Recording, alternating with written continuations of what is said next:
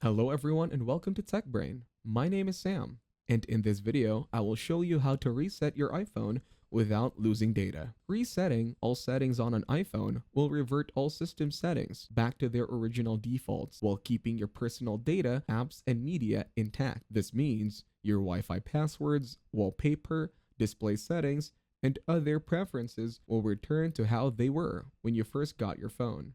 To reset your iPhone settings, open the Settings app. Navigate to General and scroll down to find Transfer or Reset iPhone. Tap on it and choose Reset. Now tap on Reset All Settings. You may need to enter your iPhone passcode. Confirm your choice and your iPhone will restart. During the restart, you will see the Apple logo and a progress bar.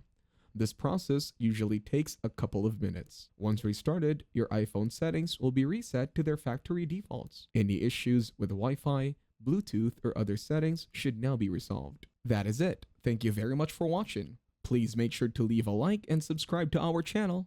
Have a nice day.